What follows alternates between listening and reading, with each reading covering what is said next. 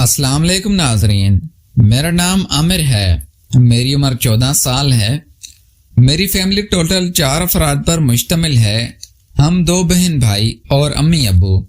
میرے ابو ایک اچھے بزنس مین تھے۔ میرے ابو کا لوہے کا گودام تھا اور ہم ایک کھاتے پیتے گھرانے سے تعلق رکھتے تھے۔ ہمیں زندگی کی ہر اشیاء موجود تھے۔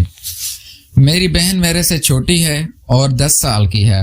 میرے ابو اور امی کا محبت کا رشتہ تھا، اس لیے میرے ابو میری امی کو بہت پیار کرتے تھے۔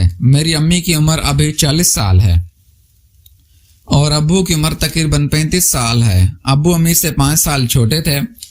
میری امی دیکھنے میں کافی خوبصورت ہے، لیکن یہ تھا کہ میری امی ابو سے کچھ مخلص نہیں چلتی تھی۔ میری امی اکثر غیر مردوں کے ساتھ ایسا تعلق بناتی تھی جس سے مجھے غصہ آتا تھا اور میں امی کو کافی باتیں سناتا تھا۔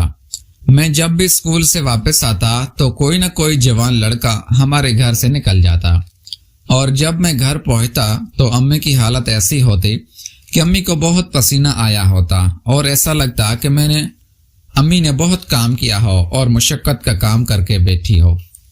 امی فٹ فاٹ شاور بھی لے لیتی تھی اور کپڑے بھی بدلتی تھی، اس لیے مجھے اب مکمل یقین ہو گیا تھا کہ امی ان لڑکوں کے ساتھ ضرور کچھ غلط کرتی ہے۔ اب میں نے پروگرام بنایا تھا کہ امی کو رنگے ہاتھوں پکڑ لوں اور پھر ابو کو بتاؤں گا۔ ایک دن جمعے کا دن تھا اور میں سکول گیا۔ میری بہن بھی میرے ساتھ ہی سکول جاتی تھی اور ہم بائک پر سکول جاتے تھے۔ ابو نے ہمیں ہیوی بائک لے کر دی تھی اور اس کی قیمت تقریباً 4 لاکھ کے قریب تھی۔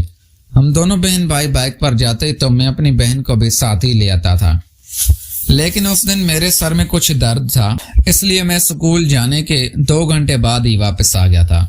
تقریباً 10 بجے جب میں گھر پہنچا تو ہمارے گھر والا دروازہ ہلکا سا لگا ہوا تھا۔ میں نے دروازہ آہستہ سے بند کیا اور اندر چلا گیا تھا۔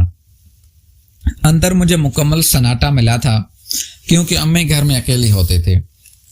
ہم دونوں بہن بھائی تو اسکول ہوتے تھے اور ابو اپنے کام پر چلے جاتے تھے، اس لیے امی دن کو بالکل فارغ ہوتی تھی اور گھر میں اکیلی ہوتی تھی، اس لیے امی کا دل نہیں لگتا تھا اور امی کسی نہ کسی مرد کو بلا کر اس کے ساتھ برا کام کرتی تھی۔ میں جب گھر میں داخل ہوا تو امی کے کمرے سے عجیب طرح کی آوازیں آ رہی تھی۔ مجھے مکمل یقین ہو گیا تھا کہ کچھ غلط ہو رہا ہے۔ جب میں نے امی کا دروازہ ہلکا سا پیچھے کیا اور اندر دیکھا تو اندر جو منظر دیکھنے کو مجھے ملا وہ مجھے پاگل کر دینے والا تھا۔ امی اس نے اپنے عاشق کے ساتھ سکون لے رہی تھی اور امی کا سب کچھ دیکھ کر میرے اندر تو ایک آگ لگ گئی تھی، کیونکہ امی انتہا کی خوبصورت تھی اور ایسا حسن میں نے کسی بھی عورت میں نہیں دیکھا تھا۔